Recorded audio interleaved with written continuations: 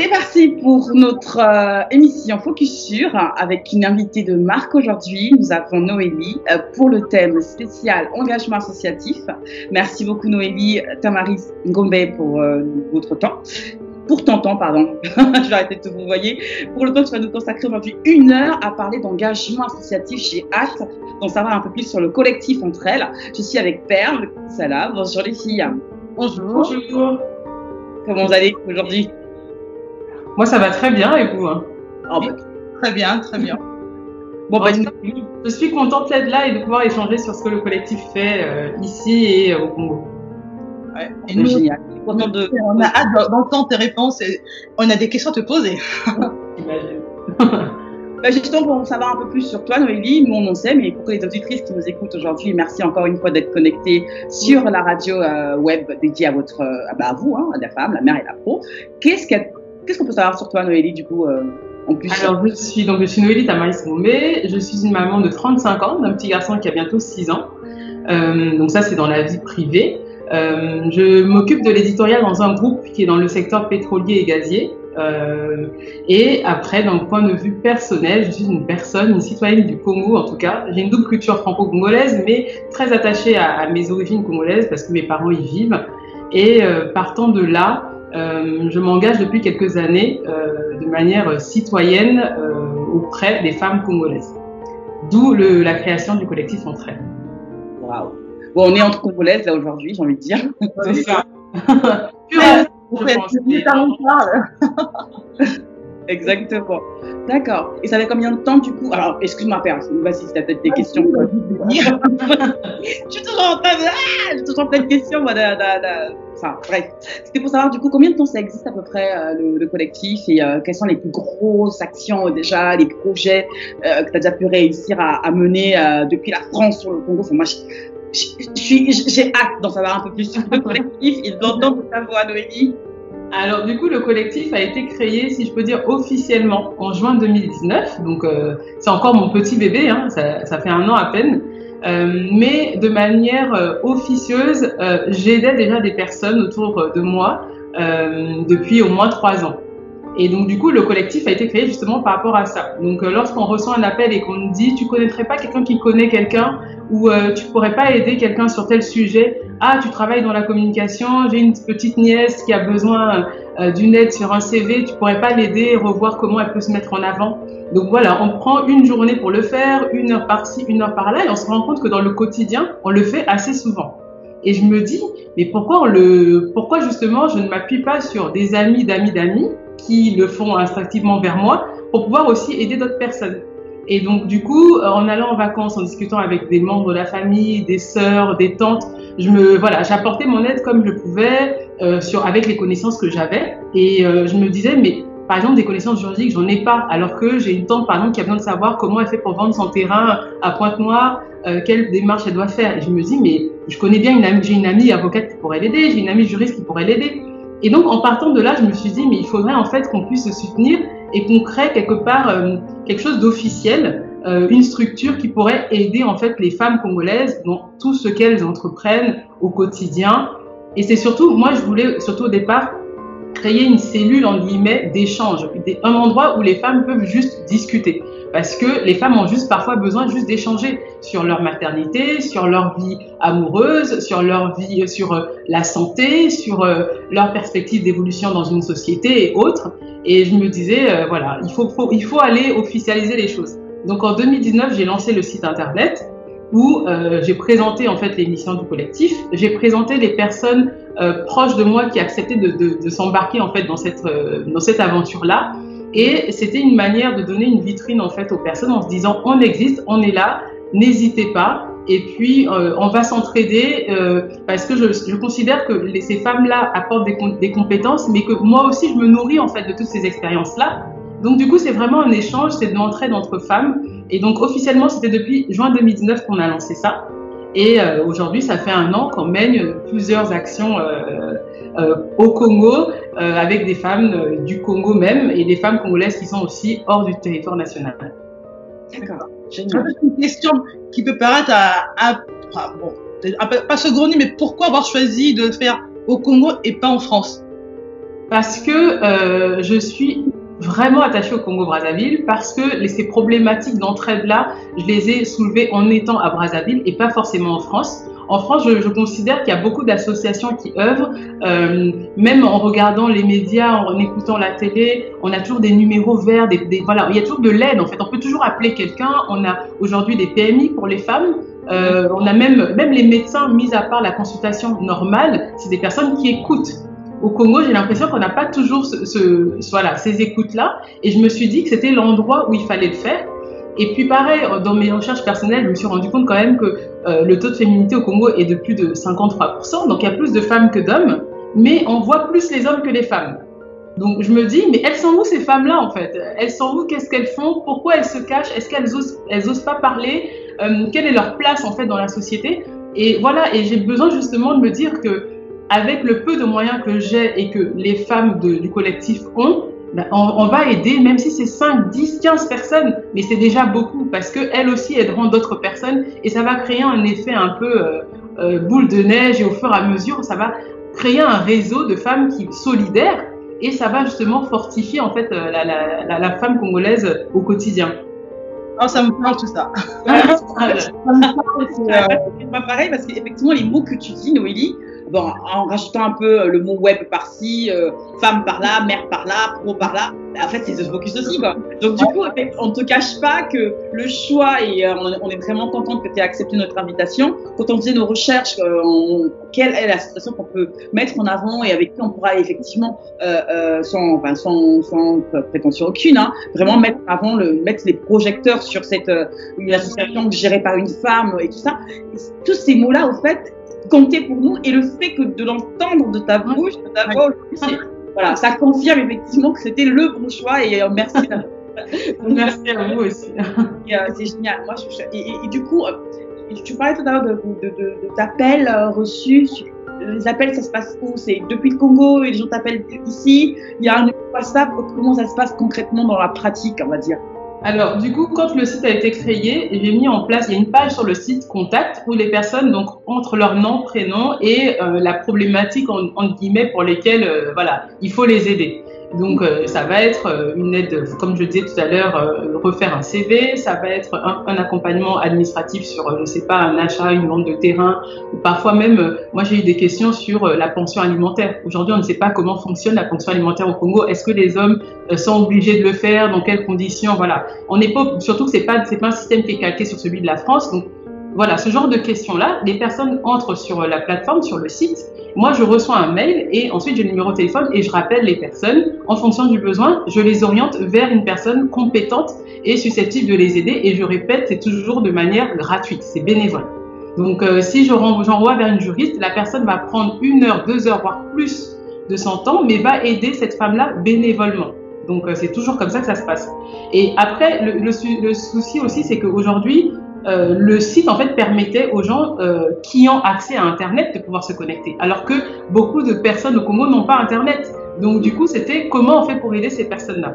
Moi, j'ai la chance de partir assez souvent au Congo. J'ai la chance d'avoir des sœurs et des cousines au Congo, donc j'ai essayé d'avoir un réseau de relais assez fort là-bas. Et c'est surtout, j'ai essayé de faire fonctionner le bouche à oreille parce que c'est quelque chose qui marche énormément au Congo-Brazzaville. Donc, et comme je disais tout à l'heure, les amis des amis. On en parle là dans une tontine, ce qu'on appelle l'ikelimba. Voilà, les femmes se retrouvent, elles parlent. Si je peux.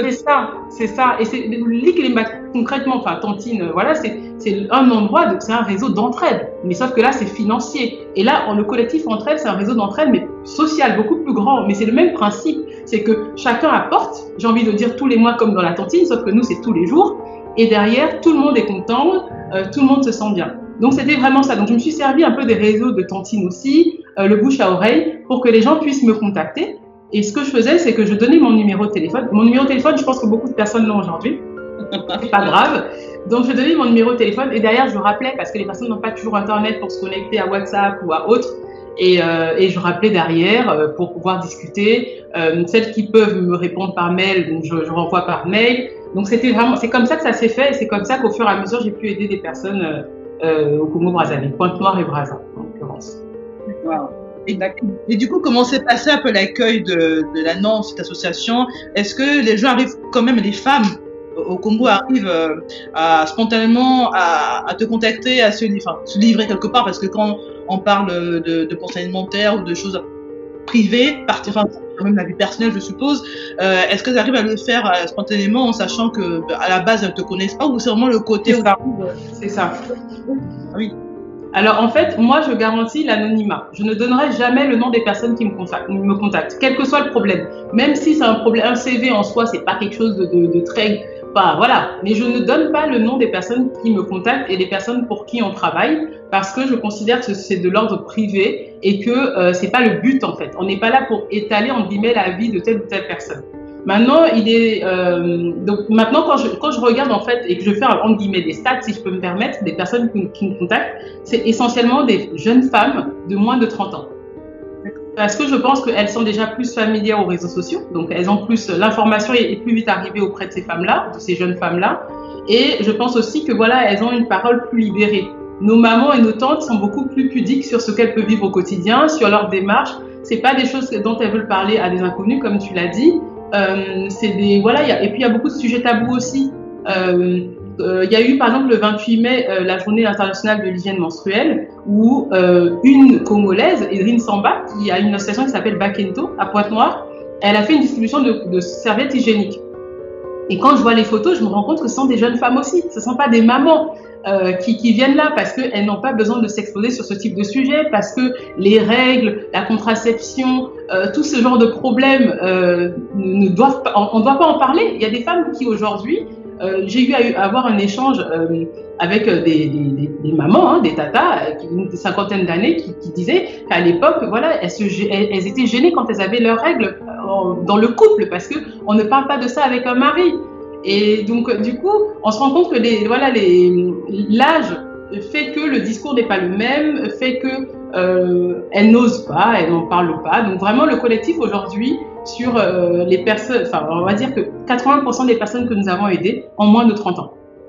D'accord. Et du coup, j'ai envie de savoir du coup le profil des personnes justement bénévoles qui aident ces autres personnes. C'est à peu près le même type, la tranche d'âge, j'imagine, du coup. Exactement. Ce sont des femmes généralement trentenaires.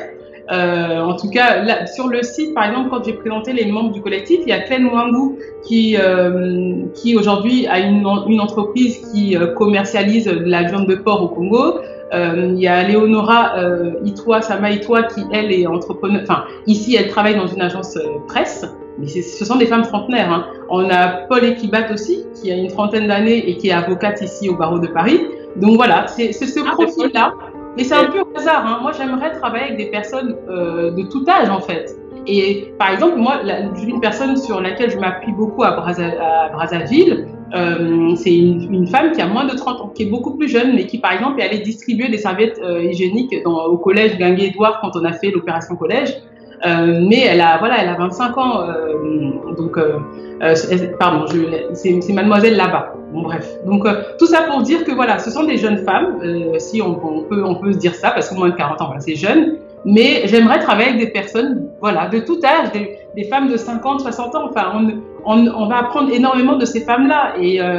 Mais je pense que voilà, c'est un état d'esprit et c'est une histoire, c'est culturel. Les réseaux sociaux, c'est une génération et nos mamans, nos tantes n'étaient pas forcément proches de cette manière de communiquer. Et donc, ceci explique cela. Ouais. D'accord.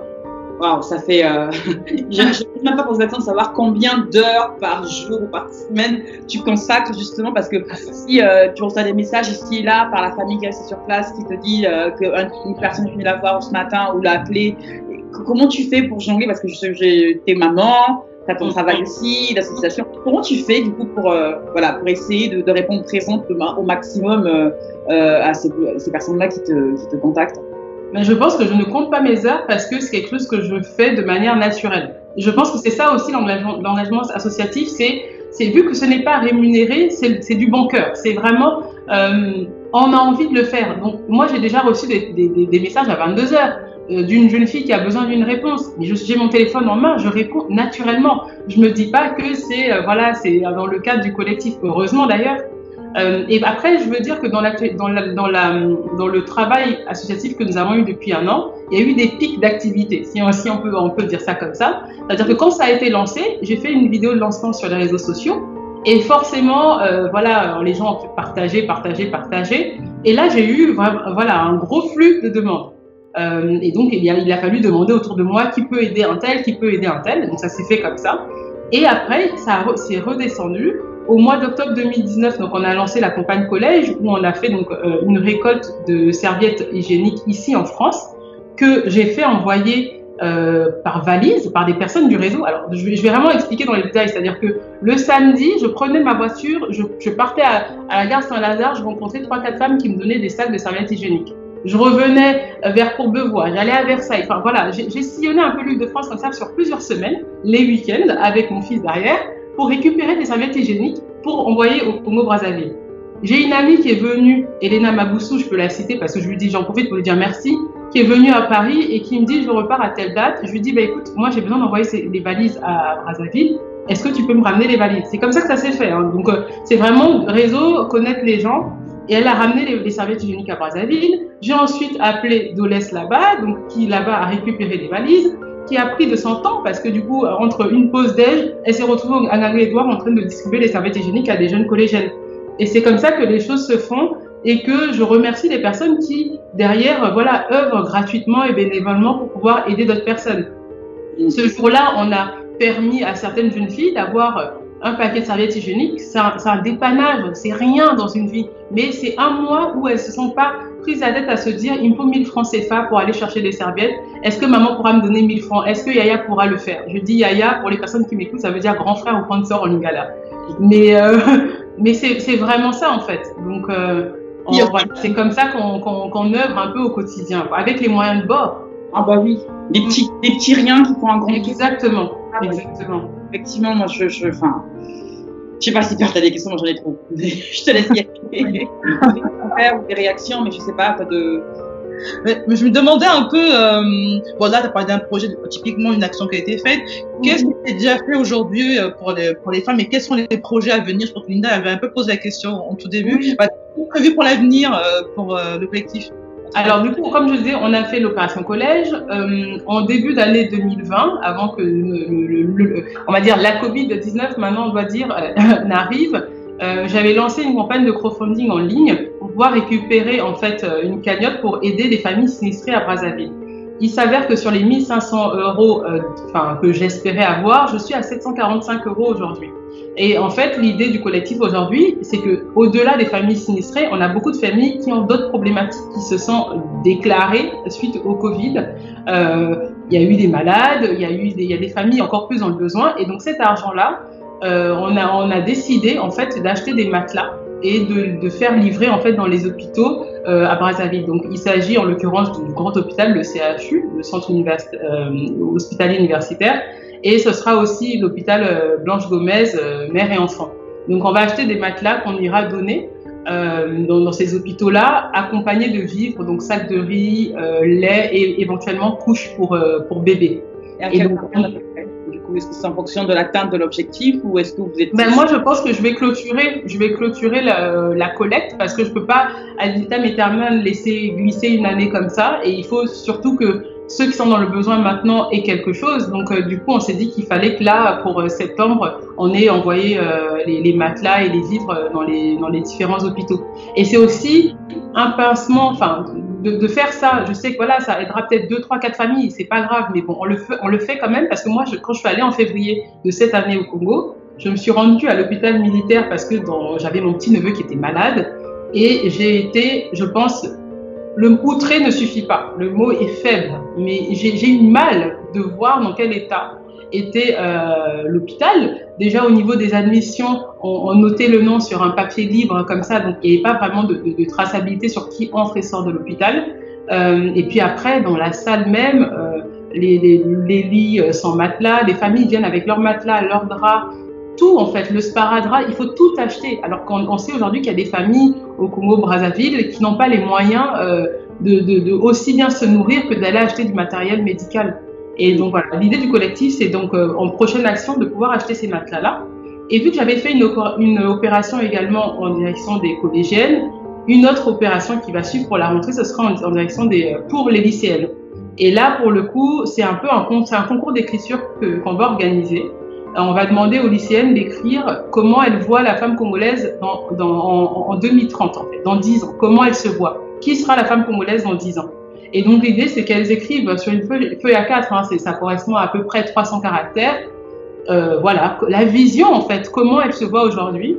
Et en fait, il y aura un jury, donc ce sera des femmes du collectif qui vont choisir, entre guillemets, la plus belle description de la femme congolaise dans 10 ans. Et cette lycéenne-là gagnera en fait un ordinateur portable donc pour la rentrée scolaire de fin 2020. Voilà les 2 opérations à suivre. Waouh. Alors moi je me retiens déjà s'il y a encore un peu de temps, Noélie, avant que tu ne clôt du coup la collecte, ce serait bien que tu nous donnes le lien, tu sais. Bien sûr. Avec plaisir. En tout cas pour la radio déjà ce sera le cas, et puis on va essayer de relayer au maximum aussi bien à travers le réseau de Focus, mais également nos réseaux respectifs. On n'est pas non plus les big boss de la tête, mais comme voilà, des petits riens. Il n'y a pas de petits dons. 2, 5, 3 euros, ça aide toujours quelqu'un. Et après, je comprends que les gens soient réticents parce que les personnes ne me connaissent pas à titre personnel déjà. Et puis parce qu'il y a eu des bavures avant, il y a eu des associations avant qui ont récupéré des sous et qui n'ont rien fait derrière.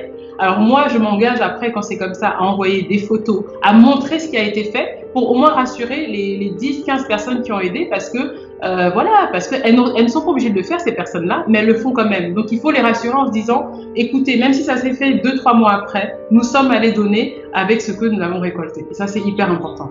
C'est fou parce que Noélie... J'ai envie de faire un petit parallèle, je vais aussi en profiter, j'aime bien parler de Melting Pot aussi parce que je suis également dans une association et cette association, c'est le même principe. On récupère 1 euro, 10 euros, 100 euros, 1000 euros, peu importe, et on apporte effectivement la preuve que ceux qui sont voilà, on a vraiment réalisé ce qu'on a dit qu'on avait fait avec des sous qu'on vous donnait ou avec les dons matériels qu'on reçoit de ces personnes-là. Et du coup, moi, ça a encore plus d'impact qu'enfin. Ça a l'air de rien ce qu'on va dire, mais faut que les gens qui nous écoutent aujourd'hui prennent conscience qu'encore une fois, même si on le sait, mais 5 euros, c'est peut-être rien, c'est le prix d'un kebab, et moi il me reste quelques centimes si je dis pas de conneries, mais en francs CFA, ça a une valeur quand même importante. Bien sûr.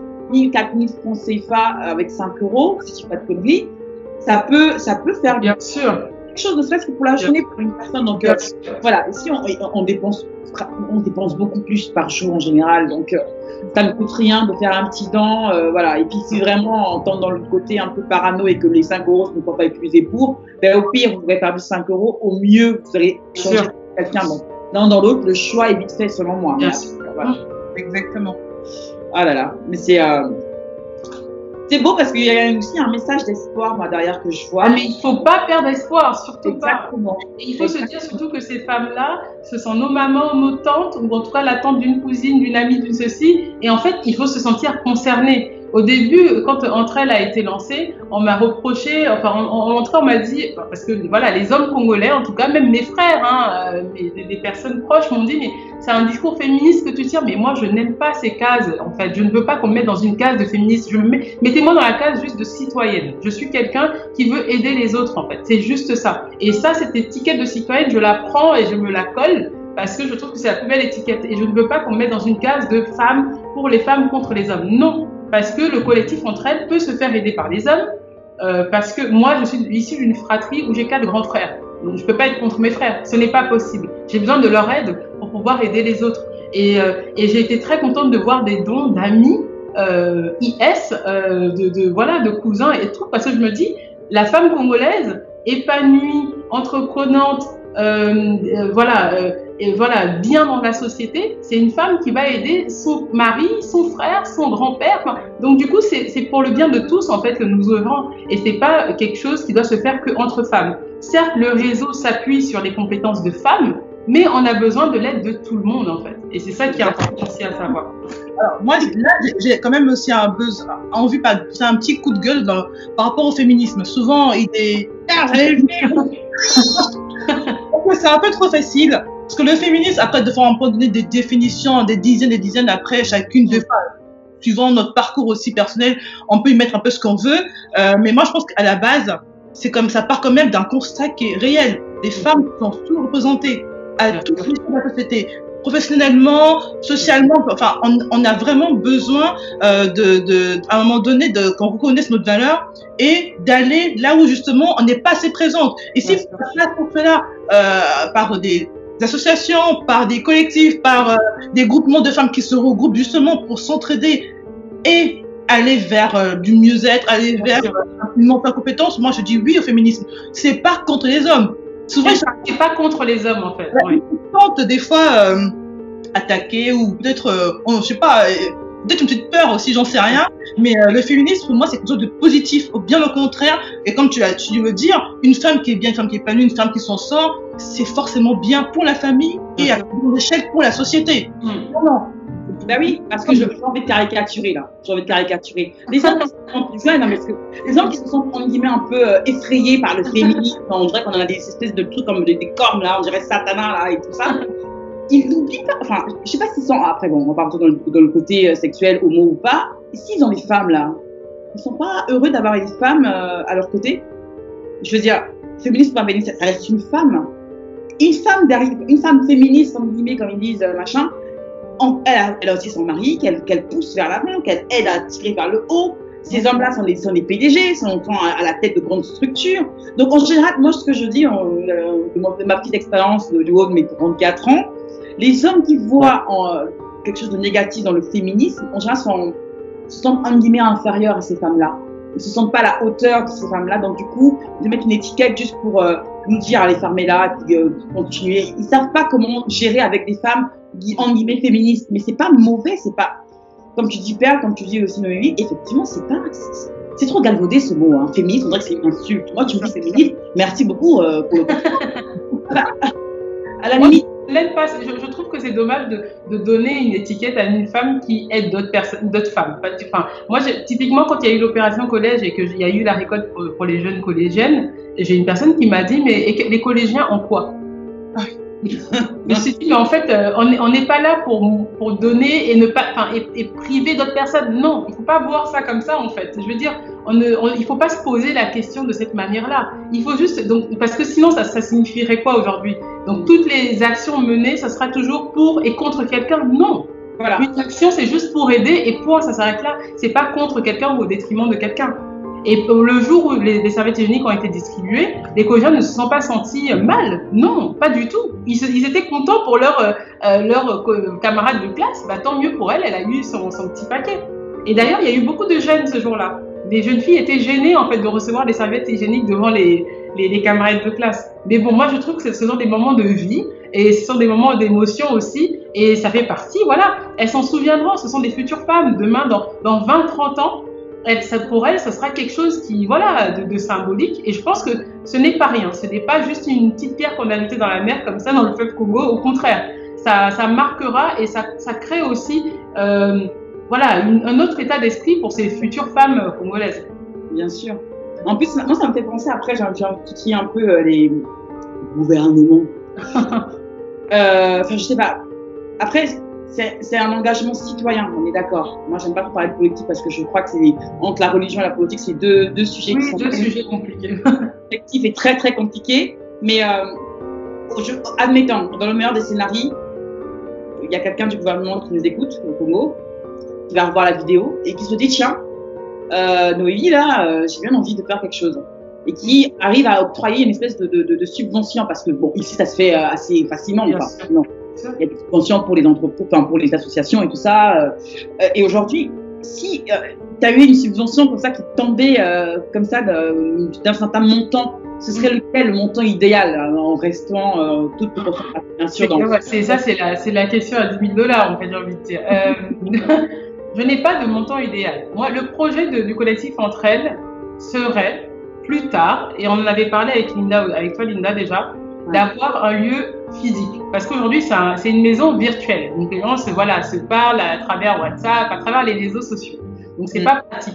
Moi, aujourd'hui, je me dis, en s'entraidant, plus tard, j'aimerais, en tout cas, mon souhait le plus profond, ce serait d'avoir un lieu physique, comme ici on a des PMI, un lieu où la maman qui est à Talangaï, qui est, je sais pas, au fond de enfin, je dis des bêtises, mais en tout cas, la maman qui est au fin fond du Congo, a besoin d'une aide, et ben, elle se rend dans ce lieu-là et on l'aide médicalement, administrativement, juridiquement, tout ce qu'on veut. Mais en tout cas, c'est une maison de la femme où la femme se retrouve. La femme qui a envie de parler d'un problème ou même d'un événement heureux, parce qu'on peut aussi avoir envie de partager des événements heureux avec d'autres femmes, avoir un retour d'expérience sur ce que les autres femmes vivent, et ben elle peut venir là, s'asseoir, on lui propose un thé, je sais pas, un tangawis, jus de gingembre pour les personnes qui savent pas ce que c'est, et on discute. En fait, c'est juste ça. Moi, j'aimerais avoir un lieu physique et avoir les moyens financiers demain de pouvoir l'avoir. Aujourd'hui, les actions se font bénévolement. On n'est pas une association, il n'y a pas de but lucratif.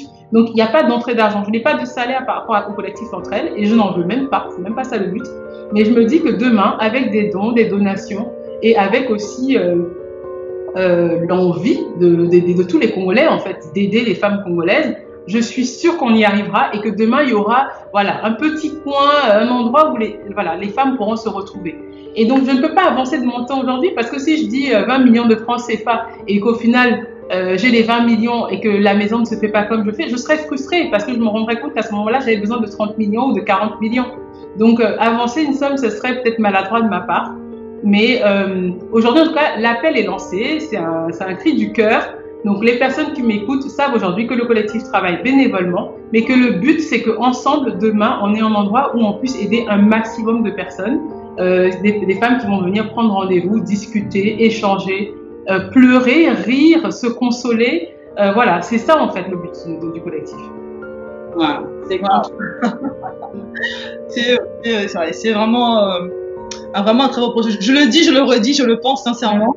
D'ailleurs, si on peut aider de manière ou d'une autre, de toute façon, c'est là l'émission aidera clairement. J'aimerais un peu revenir sur ce que tu disais parce que j'ai pris le temps de lire le site internet, de regarder un peu des différents les de communication. J'ai vu qu'il y avait l'aspect justement médical. Qu'est-ce qui est prévu pour l'aide médicale envers les femmes? Enfin, petite histoire, j'ai une amie qui est assez proche, qui a un projet de monter une structure médicale au Congo. On peut créer des synergies comme ça, hein. Mais voilà, en ce qui concerne le collectif, qu'est-ce qui est prévu pour les femmes pour le côté médical? Il y a une idée précise, des choses de fait déjà aujourd'hui. Voilà, nous en un peu plus. Aujourd'hui, on a eu à aider 6 jeunes filles qui ont eu des consultations gynécologiques gratuites. Donc c'est ce qui s'est fait d'un point de vue médical. On a eu des questions où j'ai renvoyé vers une personne du collectif qui est ici d'ailleurs, qui est à Toulouse, une femme congolaise qui est infirmière et en fait elle donnait des conseils au niveau de la contraception. Donc elle a pris au téléphone, il me semble maintenant 4 jeunes femmes congolaises. Voilà, du coup d'un point de vue médical, c'est vraiment ce qui s'est passé. J'ai été contactée il y a 2 semaines maintenant, par une femme congolaise qui s'appelle Rose-Marie Ovaga et qui a une association aussi au Congo-Brazzaville qui, elle, aide en fait les enfants, donc filles et garçons, sur tout ce qui est démarche entrepreneuriale. Parce qu'elle part du principe qu'on peut apprendre à entreprendre en étant déjà enfant. Donc elle aide les enfants dans cette démarche-là. Et c'est vraiment très bien ce qu'elle fait. Donc elle m'a contactée via les réseaux sociaux en me disant qu'on avait une compatriote qui s'appelle Dorcas, qui est aujourd'hui hospitalisée au CHU de Brazzaville et qui a un cancer, donc elle a 24 ans, elle est malheureusement orpheline de père et de mère. Donc elle m'a contactée en me disant, je sais que le collectif aide à un côté médical aussi, aide les jeunes femmes, qu'est-ce que tu pourrais faire pour elle? Moi je suis passée la voir à l'hôpital, donc Madame Ovaga lui a donné des vivres, elle a parlé avec son médecin qui est le docteur Irène Onzoto, donc à qui je dis bravo pour tout ce qu'elle fait aussi. Parce que ce médecin-là, aujourd'hui, aide sa patiente d'un point de vue personnel, c'est-à-dire qu'elle paye elle-même les médicaments. Enfin, voilà, c'est que là, l'engagement est passé au-delà de la sphère professionnelle. Et donc, voilà, donc, dans ce cas de figure-là, au niveau du collectif, moi, j'ai parlé avec des femmes qui travaillent avec moi et on s'est entendu pour aller donner une somme d'argent. Mais ce sont des dons personnels, pour le coup. Donc voilà, la somme d'argent va être remise à la sœur de la malade, Dorcas, qui pourra acheter les vivres, des médicaments. Voilà, mais c'est une aide ponctuelle en fait, malheureusement, parce que derrière c'est une maladie qui est silencieuse, qui est compliquée, qu'il faut gérer. Le CHU n'a pas forcément le matériel, et j'en passe. Il y a plein de détails derrière, mais voilà, d'un point de vue médical, voilà ce que nous on a pu faire jusqu'à aujourd'hui. Ouais. Oui. Non, mais il y a beaucoup de sujets, il y a beaucoup de thématiques, il y a beaucoup de problèmes, on guillemets, à gérer. Et, moi, j'ai envie m'arrêter un peu sur l'aspect émotionnel. Comment tu dis ça? Parce que c'est difficile quand tu connais pas quelqu'un et que tu peux le mettre comme ça, corps et âme, à vouloir aider des personnes que tu ne connais pas. Au final, quand tu entends parler de leurs problèmes, quand tu les as au téléphone, tu ne peux pas rester indifférent. C'est impossible. Comment tu arrives à gérer, toi, d'un point de vue psychologique et émotionnel, avec la vie qu'on connaît en France, les troubles dodo, courir, le stress de tout ça? Comment tu arrives à gérer et à maintenir quand même, on va dire, une relative santé mentale? Parce que je te vois, t'es pétillante. Merci. Comment tu arrives à gérer tout ça? Alors, c'est marrant parce que plusieurs personnes m'ont posé cette question et j'ai une amie qui est psychologue qui m'a dit que les psychologues eux-mêmes étaient suivis par des psychologues aussi. Parce ils absorbent les problèmes en permanence d'autres personnes et au bout d'un moment, même de manière inconsciente, ça finit par jouer en fait. Alors moi, pour les personnes qui me connaissent, je suis une personne très émotive, je peux pleurer devant un film, un dessin animé, voilà, ce sont des choses qui m'arrivent très facilement. Et bizarrement, dans le cadre du collectif, j'arrive à avoir... il y a quelque chose en fait, un sang-froid que je me suis découverte aussi en tant que femme en agissant comme ça parce que du coup il faut aider, il faut pas tomber tout de suite dans l'émotion parce que on va vouloir même aider de manière démesurée, ce qui n'est pas possible parce qu'on ne peut pas aider tout le monde. C'est malheureux à dire mais c'est vraiment le cas. Et donc du coup en fait j'arrive à avoir quand même une certaine distance et heureusement d'ailleurs. En me disant, en posant les actes, en disant bon, qu'est-ce qu'il faut faire? En parler d'abord parce que le collectif c'est un ensemble de personnes. En parler d'abord aux autres et puis trouver la solution adéquate. Parfois, je veux me précipiter, je veux vite. Par exemple, le cas de Dorcas, j'ai reçu de la part de Madame Ovaga les photos et autres. J'étais meurtrie de voir une personne dans un lit d'hôpital. Je voulais tout de suite, allez, on va chercher les sous. C'est pas comme ça que ça se passe. Il faut prendre du recul par rapport à la situation pour pouvoir agir de manière plus efficiente. Et ça, j'ai appris à le faire au fur et à mesure aussi. Et c'est quelque chose de bien. Enfin, moi, je pense que ça me nourrit personnellement en tant que maman, en tant que femme, en tant que personne, en tant qu'être humain, en fait, tout simplement. Et je pense aussi que ça nous aide à contrôler nos émotions, en fait, quelque part. Parce que les situations, il y en a tous les jours au Congo, tous les jours. Et de tout ordre, en fait. Entre la belle-fille qui ne s'entend plus avec sa mère et qui veut partir du foyer, mais je lui dis, mais ma chérie, tu as 15 ans, tu vas partir où? Tu peux pas partir du foyer comme ça à 15 ans. Le Congo, c'est compliqué. C'est pas comme s'il y a des logements sociaux où on va te recueillir parce que ceci, cela, où tu vas te retrouver peut-être avec une aide d'une assistante sociale en attendant que ça n'existe pas. Donc, il n'y a pas de plan B. Du coup, il faut essayer de mieux parler à ta maman. Parce que là, vraiment, je vous parle comme... c'est ce que j'ai eu à dire à cette jeune fille-là, par exemple, en disant, parle à ta maman, essaie d'arranger les choses. Nous, on peut t'aider derrière, on peut discuter s'il y a besoin, mais c'est pas le conseil qu'on va te donner de partir parce que à 15 ans, ça ne passe pas avec maman. Enfin, à 20 ans, ça ira mieux, on est tous passés par là.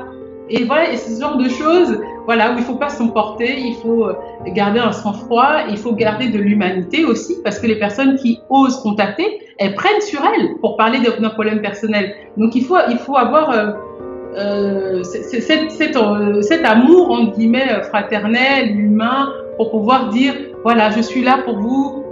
Qu'est-ce qu'on peut faire? Comment on peut trouver une solution ensemble?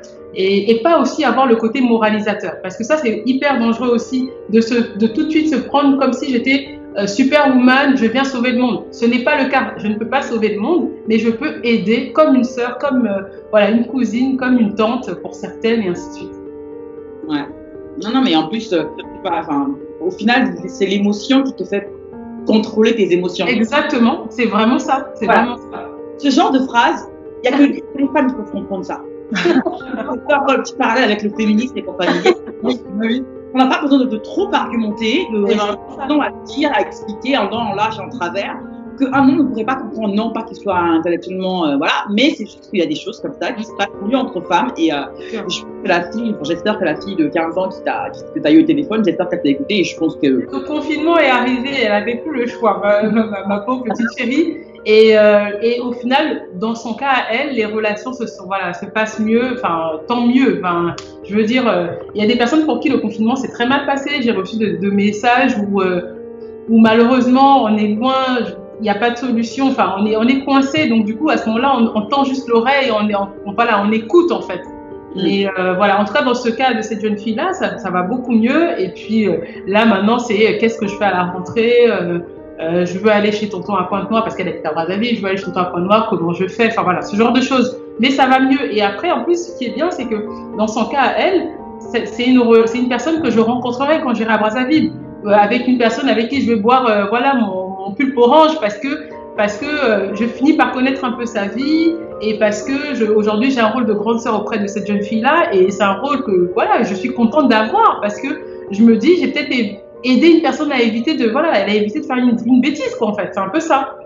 Et donc c'est très bien. Et je sais, la première fois, j'ai une personne du réseau qui elle aussi est infirmière à Brazzaville.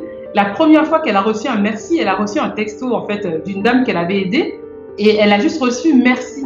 Elle était hyper contente. Donc elle m'a appelée en me disant mais Noélie, elle ne m'a rien dit dans le message, j'ai pas eu de bonjour, j'ai juste eu merci, mais ça m'a fait ma journée. Et je lui ai dit mais c'est ce que je ressens à chaque fois que je reçois ou un mail ou un texto ou un message en disant juste merci parce qu'on se dit ah on a pu aider quelqu'un, c'est génial, c'est que ça avance, c'est que notre idée qui était juste un projet, des mots, on a pu vraiment basculer sur quelque chose de concret et ça c'est génial d'avoir ce sentiment-là.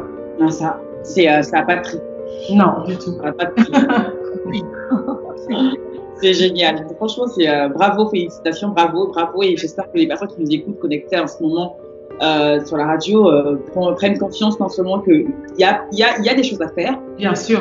C'est pas parce que on va dire, le montant de vie est énorme là qu'on ne peut pas quelque part. Bien sûr.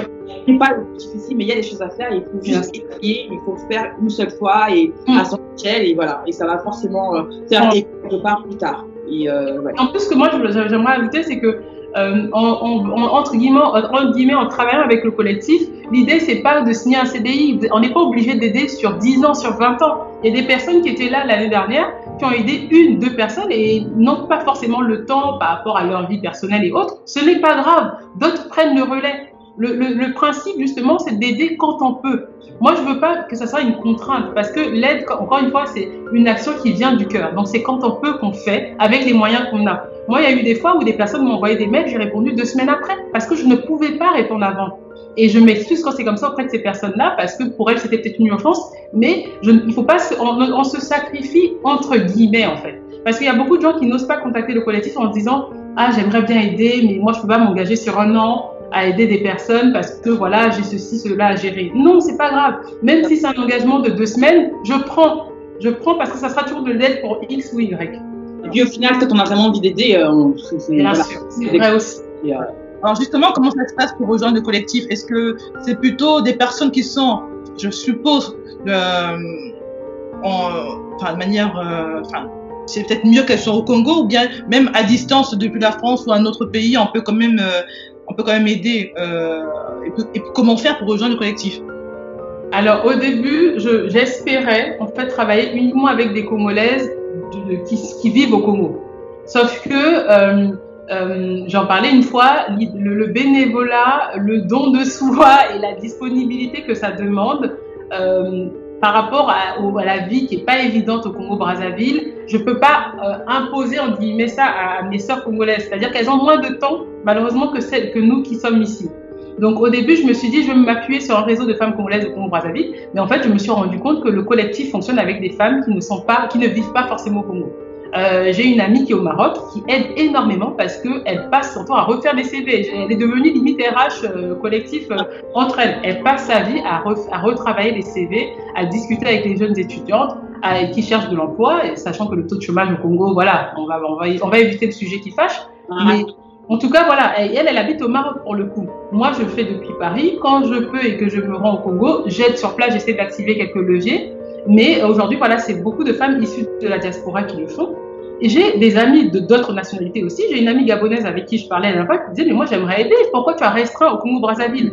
Et je lui ai dit « Mais c'est vrai, pourquoi ?» Au début, c'est parce que j'ai pensé, en guillemets, à mes sœurs et à mes cousines. Mais en réalité, mes sœurs gabonaises, mes sœurs camerounaises, mes sœurs ivoiriennes ont aussi les mêmes problématiques. Et moi, je serais toute oui pour que le collectif travaille vraiment à travers l'Afrique. Mais le problème, c'est que il faut trouver des personnes fiables qui puissent derrière aider. Et ça, c'est vraiment difficile, c'est vraiment évident. Des personnes qui ont besoin d'aide, il y en aura toujours, mais des personnes qui veulent aider, c'est là le bal qui blesse, quoi. Et en fait, pour rejoindre le collectif, c'est juste contacter le collectif via le mail du site. Moi, j'ai un fichier de personnes. Je mets le nom, le prénom et la compétence, en guillemets, que la personne veut faire valoir dans le collectif. Et quand il y a un problème, Noélie, elle envoie un message. Hein, et je n'hésite pas. Ah, Linda, j'ai besoin de toi. J'ai une jeune fille qui entreprend dans tel domaine. Elle a besoin de conseils sur ceci, sur cela. Est-ce que tu connaîtrais quelqu'un ou est-ce que toi, tu pourrais l'aider? C'est juste comme ça que ça se passe. C'est aussi simple que ça. Non, mais oui, parce que c'est 5 minutes de temps. Hein. Oui, c'est 5 minutes par-ci, 10 minutes par là, ça mange pas de pain, ça voilà, ça pas. Mais ça peut aider. Quand je suis au téléphone et que je fais à manger en même temps, truc, mais c'est pas grave. Nous sommes des femmes, on peut faire beaucoup de choses en même temps. C'est connu. Donc, sans rentrer dans les clichés. Mais bon, en tout cas, comme tu dis, Linda, oui, c'est 5 minutes par là, 10 minutes par là. Et même si tu n'as pas le temps lundi, mardi, peut-être que dimanche, tu auras 20 minutes pour le faire, donc tu le feras. Et donc voilà, il n'y a pas de contrainte en fait dans l'aide. Il ne faut pas se dire que c'est un travail à temps plein et moi je ne suis pas chef d'entreprise. Moi je suis au même niveau que toutes les personnes du collectif. C'est juste que je porte le projet, j'ai porté l'idée et que c'est mon petit bébé comme je le dis depuis plus d'1 an et que je ne vais pas lâcher. Tant que j'aurai de la force, je continuerai comme je peux à aider en fait ces femmes-là. En espérant que voilà, peut-être que demain ça sera des femmes gabonaises, ivoiriennes et ainsi de suite. C'est tout bénef, on a toutes les mêmes problématiques, donc pourquoi pas. Ça me fait penser au collectif Oser l'Afrique, je sais pas si tu connais. Oui, que je connais bien aussi, oui. Ah, bon, bah, comme quoi, hein, ça finit par se rejoindre parce que à l'époque, parce que moi je fais partie de Melting Pot, a été créé donc en 2007. Moi je rejoins l'association en 2010. D'accord. Et dans la foulée, les fondateurs de Melting Pot, certains donc, ont créé Oser l'Afrique avec personnes. Donc à l'époque, moi, enfin, je parle de quand j'étais à l'époque, je sais pas combien, peut-être 7, 8 ans, je sais pas. Oui, c'est ça. Jonathan Niem qui était. Niem, que je connais aussi personnellement, oui. C'est pas vrai. Bon, comment t'es petit? On s'appelle, d'accord, Noélie? Oui, on s'appelle un petit. Écoute, hein. Le monde est Niem que tu connais personnellement, d'accord. Comme le monde est petit. Donc, Jonathan et Serge, du coup, je sais pas si tu connais Serge aussi. Bon, ben, décidément, il faut vraiment qu'on ait notre conversation. Oui. Et donc, c'est vrai que moi, je pense au collectif Oser l'Afrique parce que même si c'est pas essentiellement le pont qu'ils ont, mais ils ont réussi effectivement à mettre de cellules, d'agences ici et là, par pays. Bon. C'est ça. Donc, au fur et à mesure, on va y arriver. Ça peut pas. En fait, l'idée, effectivement, même de Melting Pot et de Oser l'Afrique, je vais parler de Melting Pot surtout, c'est de faire aussi avec d'autres associations. Parce que nous, on est très axés sur les enfants de la rue, les orphelins, parce qu'on en parlait de plusieurs orphelinats au Cameroun, mais pas que. On travaille avec des structures au Congo. On devait faire un road trip il y a peut-être 2 ans, mais je crois qu'il y avait eu des élections qui allaient arriver. Bon, bref, voilà, on va y passer les sujets qui fâchent. Donc, on n'a pas pu le faire. Et ensuite, donc, on est beaucoup centré du coup sur le Cameroun. On a fait beaucoup de choses au Sénégal aussi, au Gabon. Donc, on a réussi à avoir un petit réseau ici et là. Donc, si tu connais bien ça, tu comprends de quoi je vais parler. Donc, c'est vrai qu'on fait beaucoup de choses aussi. Et moi, je pense qu'il y a une synergie qui pourrait être créée entre une pote et le collectif entre elles. Pourquoi pas, on pourra bien en raccrochant, voilà, on va casser Serge. Serge, si tu veux écouter ça. Moi, il n'y a pas de problème. Je ne suis pas quelqu'un qui voilà, je ne mets pas des œillères. Le but est d'aider. Donc voilà, avec toutes les associations, tant qu'il y a des bras, il y a des mains, on y va et on aide, c'est l'essentiel parce qu'il y a des gens qui sont dans le besoin. Et ça, il ne faut pas l'oublier, quoi. Justement, je sais qu'il y a beaucoup d'associations qui existent en France, qui a beaucoup au Congo, mais également qui sont au Congo sur place. Est-ce que tu as pu créer des liens avec des associations? Oui, pour aider justement. Là, en l'occurrence, ce que je disais tout à l'heure, donc Rose-Marie Ovaga, qui elle a une association. Voilà, c'est pas orienté femme, mais c'est une personne avec qui je vais être amenée à travailler parce que elle a un pied sur place, elle est sur le terrain comme on dit. Et donc, j'ai besoin de ses inputs, de son retour d'expérience parce que il y a des choses qu'elle connaît que je ne maîtrise pas. Et je vais apprendre de cette femme-là. Et donc ça, oui, moi, je suis preneuse. Pareil pour Edwin Samba qui est à Bakento à Pointe-Noire. Pointe-Noire est une ville que je connais moins bien que Brazzaville parce que moi, je suis de Brazzaville. Et c'est une personne qui m'a dit, Noélie, n'hésite pas. Elle était prête, par exemple, à distribuer les serviettes hygiéniques que moi, j'avais collectées. Et c'est comme ça, en fait, on s'entraide pour au final aider les autres. Et encore une fois, on revient sur le mot entraide qui est très important, en fait, dans le milieu associatif. Parce que je considère que c'est pas les 10 personnes d'une association qui vont tout faire. Je pense que c'est toujours parce qu'il y a des ramifications que les choses se font. Donc moi, je suis toute oui, en fait, et bien au contraire, plus j'ai d'aide, mieux c'est. Je ne fais que dire ça. Donc oui, il y a des associations donc voilà avec lesquelles je travaille. À côté de ça, j'ai aussi un engagement citoyen parce que je fais partie des ACC. Donc c'est les ateliers citoyens du Congo qui travaillent sur la réflexion sur les différentes problématiques qu'on rencontre au Congo. Donc ça va être l'éducation, ça va être l'économie, ça va être il y a eu un article qui a été publié récemment sur le soft power, en fait, sur comment on peut dire le pouvoir que par exemple la culture congolaise peut avoir et le rayonnement que le pays peut avoir à l'extérieur, ce genre de thématiques là. Mais j'apprends en étant dans ce cercle de réflexion, j'apprends des ACC et pareil, je leur apporte aussi en guillemets mon retour d'expérience sur ce que je vis auprès des femmes congolaises. Et donc voilà, je pars du principe que c'est juste ça, on se tend la main et on fait la chaîne qu'il faut pour ensuite faire relever le pays en guillemets. C'est à ce genre d'instant que tu as juste envie de te dédoubler, d'avoir le pouvoir de prendre ton corps, de le multiplier par 4 ou 5. Je me surprends moi-même, mais c'est génial. Non, mais moi, c'est génial. C'est génial. Merci, Noélie. Ah oui, oui. Non, tu diffuses, c'est bon. C'est magnifique. Je vais juste regarder si on a quelques questions sur le... Ouais, non, mais je pense qu'au final, on n'a pas eu le temps effectivement d'évoquer ça, mais il y a forcément des ramifications effectivement. Bien sûr.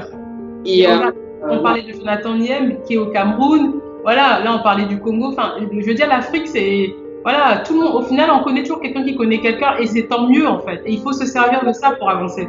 Et je pense même que derrière la notion de connaître quelqu'un qui connaît quelqu'un, juste pour les auditeurs et les auditrices qui nous écoutent, la notion, même si après je vais peut-être prendre le côté trop gentil, bisounours de la chose, mais en tout cas nous en tant que Congolais ou Congolaises ou Africains, la notion de je t'envoie quelqu'un vient de ma part, c'est comme un contrat. Bien sûr.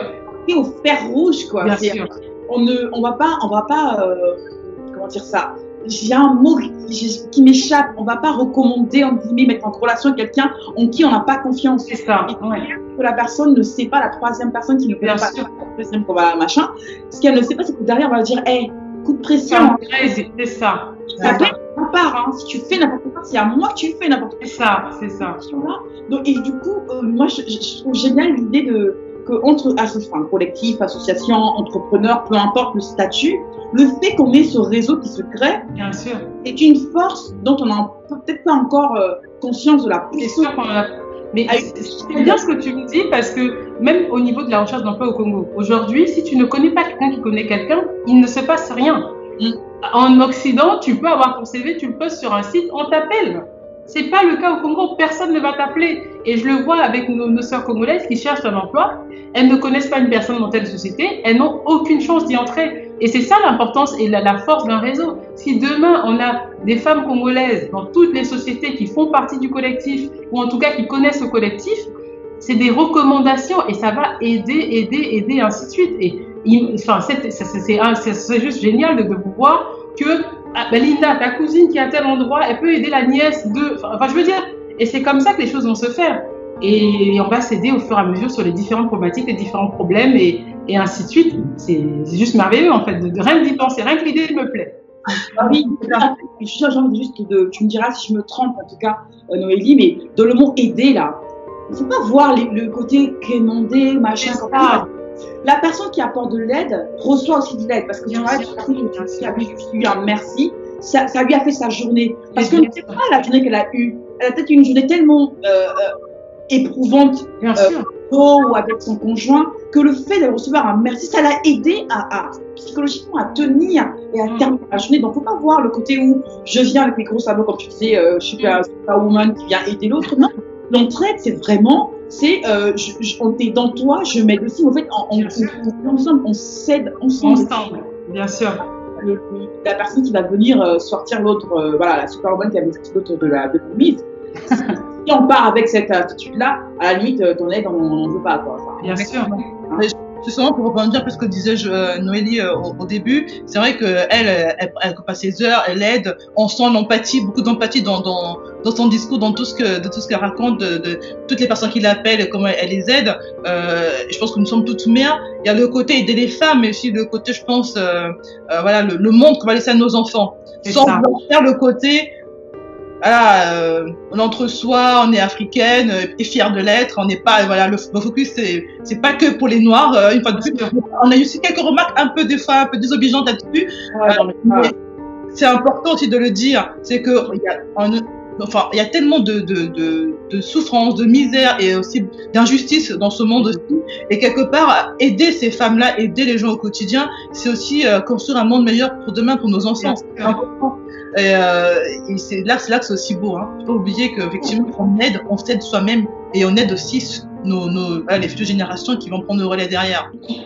Et puis, en plus, c'est de l'éducation quelque part, hein, sociale, sociétale, si je peux me permettre, parce que ici en Europe, on sait, il y a des situations qu'on ne connaît pas, on donne, on fait des dons, on a cette culture de faire le don. Alors qu'au Congo, ce n'est pas le cas, mais plus il y aura des associations, plus les gens vont l'intégrer en se disant, ce sont des structures qui connaissent le fonctionnement, qui savent comment ça se passe, en passant par elles, on va aider, et au fur et à mesure, en donnant et en voyant surtout les résultats, les gens vont l'intégrer. Moi, aujourd'hui, je connais des personnes qui, tous les mois, donnent à une association. Mais je n'en connais pas au Congo. Voilà, c'est ça. Je n'en connais pas au Congo. Et ce serait bien demain, voilà, que ces personnes que le collectif aide, demain, c'est ça que je demande au lycéen d'écrire, parce que dans 10, 20 ans, ces femmes-là, elles aideront d'autres femmes, parce qu'on les a aidées.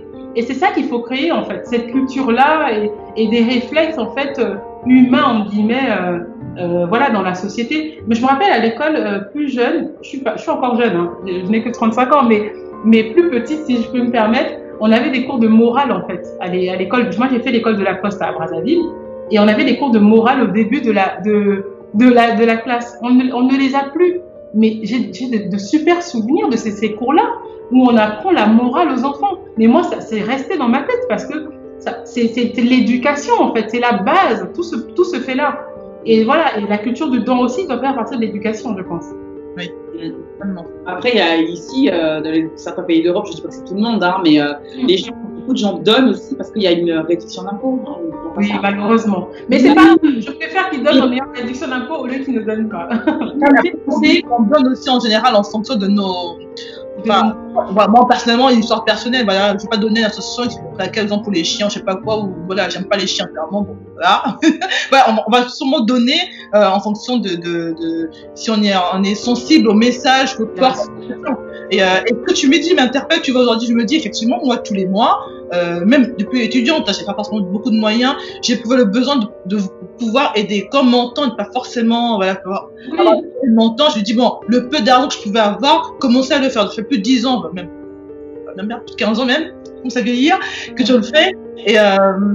Et ça m'intéresse parce qu'effectivement, je ne donne pas spontanément pour une association de l'Afrique, enfin, pas l'Afrique. Et moi, ça m'intéresse, je me dis pourquoi, c'est un peu dommage de ne pas le faire. Et je pense qu'il est temps de remédier à cela et d'appeler vraiment à l'aide de toutes les personnes qui nous écoutent, africaines ou pas d'ailleurs, de le faire également parce qu'il y a clairement besoin de le faire, parce que les situations sanitaires, médicales, enfin bon, on va pas refaire le monde et puis réexpliquer aux autres ce qui se passe en Afrique. Et c'est vrai, comme tu disais, t'es choqué par l'hôpital, ce que tu as vu, et moi clairement aussi, c'était mon cas quand j'y suis allée il y a 3 ans maintenant. Et il y a beaucoup à faire. Beaucoup à faire. Dans le cas de Dorcas que je citais tout à l'heure, elle a besoin d'un don du sang. Il faut donner le sang, mais c'est pas dans la culture congolaise. Je parle du Congo, hein, mais parce que j'ai pas envie de généraliser à l'Afrique centrale, à l'Afrique de l'Ouest, mais en tout cas, on n'a pas l'habitude parce que, mais j'ai envie d'être terre à terre, on va dire, il y a des histoires de sorcellerie derrière, tu vas donner ton sang, tu sais pas qui récupère. Voilà, ce genre de choses, les gens sont frileux en fait sur ce sujet-là. Mais en réalité, on a besoin de donner notre sang aussi. Ouais. Parce qu'il y a des personnes malades et qui perdent la vie parce que, voilà, on n'a pas une poche de sang. Il y a des cas où l'hôpital n'a pas du tout de sang et on va s'alimenter à Kinshasa ou à Libreville de sang. Enfin, on est quand même un pays de près de 5 millions de personnes. Enfin, ce n'est pas normal, en fait. Donc, bon. Il y a beaucoup d'informations à faire circuler, je pense, parce que Linda va peut-être aussi y penser, mais on connaît Corinne Tonnier qui a l'association Courage, Ulysse, comment ça s'appelle, je suis désolée. Enfin, qu'on a connue il y a quelques années, qui, moi je le savais pas, elle aurait perdu malheureusement son fils par d'une maladie assez, orpheline compliquée. Il fallait un don de moelle osseuse. Et j'ai appris qu'en fait, seul un noir pouvait faire un don de moelle osseuse à un autre noir. Donc des banques de sang en fait existent pour les populations blanches, mais pas pour les noirs. Et moi, ça m'a toujours choqué en me disant, mais comment se fait-il que ça n'existe pas? Donc elle essaie de créer cette banque, mais c'est vrai que c'est compliqué de faire à d'autres personnes qui sont en bonne santé d'aller donner leur moelle osseuse pour sauver des personnes qu'elles ne connaissent pas. Donc il y a vraiment effectivement, il y a beaucoup d'informations à faire circuler, beaucoup de communication à faire pour arriver à créer finalement donner aux gens envie d'aider, voilà, mais sans avoir ce côté effectivement sorcellerie et puis on va leur faire du mal. Et alors que ça peut sauver la vie de leur enfant, de leur frère, de leur cousin, et un jour même de leur propre vie, on ne sait pas. Bien sûr. Il y a beaucoup de choses à faire, mais bon, on baisse pas les bras. Déjà, bien parti pour. Et je pense qu'il y a beaucoup d'associations comme ça qui se créent, qui commencent vraiment à créer de vraies synergies et puis à soulever un peu l'Afrique finalement. Et c'est beau à voir. Et moi, ça me touche à chaque fois d'entendre des histoires à base personnelle qui finalement deviennent le combat d'une vie et de engranger beaucoup de monde autour de soi. Et moi, ça m'a toujours j'admire ce genre de personnes. Mais clairement, je t'admire toi aussi pour le coup. C'est pour ça que j'adore ces émissions de 15h30 le dimanche. On reçoit toujours des personnes qui nous inspirent et j'arrête pas de le dire au quotidien. Moi, je fais un peu animer mon petit combat animé, mais bref. C'est pas parce qu'il y a une montagne de problèmes qu'on peut pas trouver des solutions, qu'on peut pas commencer à trouver des solutions. Moi, je fuis les personnes qui n'arrêtent pas de nous dire oui, mais à chaque début de solution possible que tu trouves, tu n'as même pas encore testé, t'as un oui, mais.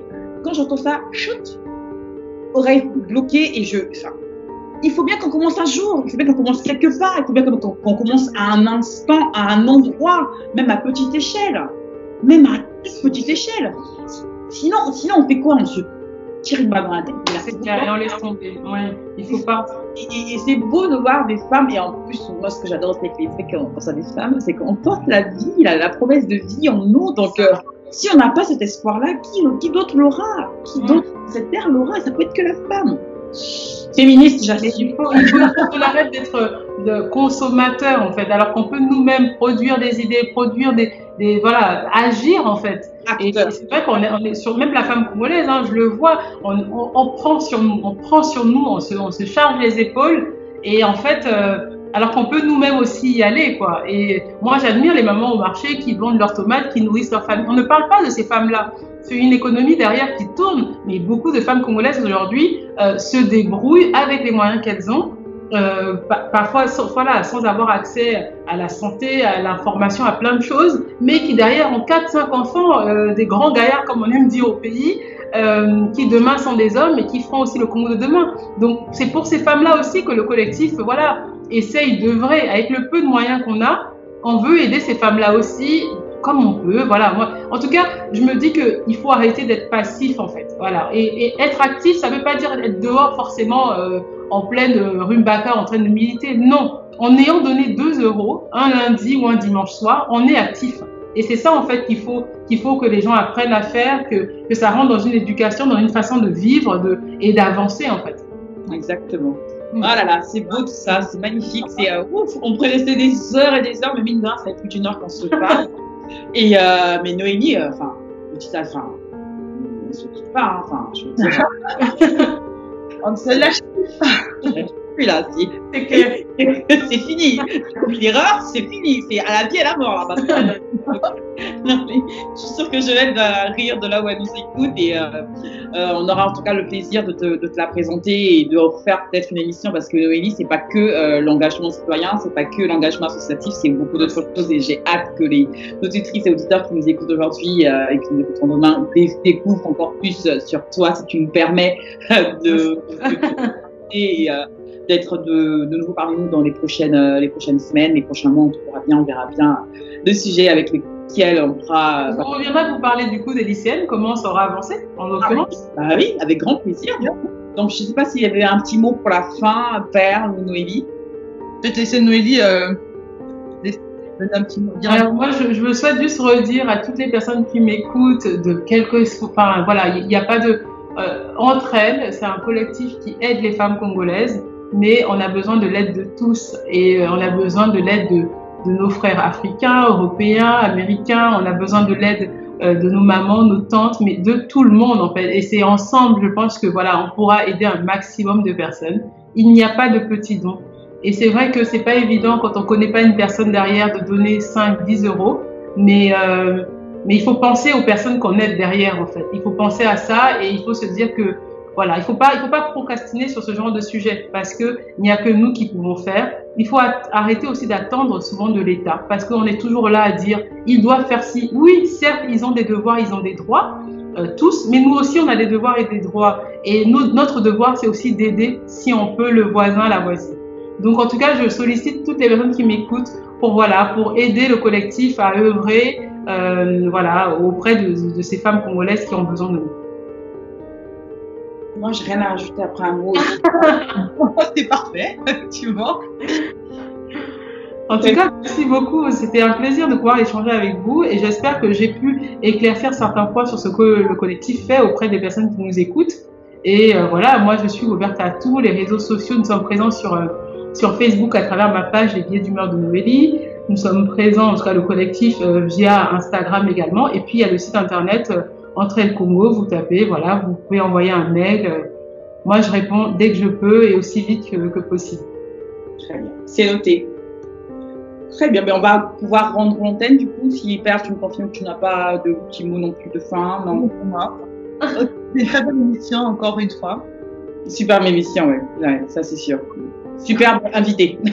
Merci. Merci beaucoup. Merci d'avoir été avec nous et de nous écouter tous les dimanches 15h30 pour The Focus, donc la radio, Focus sur la radio dédiée à l'univers de la femme, de la mère et de la pro. C'est une radio web, donc on est écouté partout. Pas besoin d'avoir, c'est pas UFM ou machin, c'est vraiment web. Un petit clic depuis son téléphone ou son smartphone, sa tablette, son ordinateur, on est écouté. Et vous aurez le replay de cette émission dans 48 heures maximum avec l'équipe radio qui fera le montage. Et merci pour tout le travail qu'elle fait. Et je vous dis donc une très belle fin d'après-midi à toutes les deux ici et à toutes les personnes qui nous écoutent. Au revoir. Merci. Au revoir.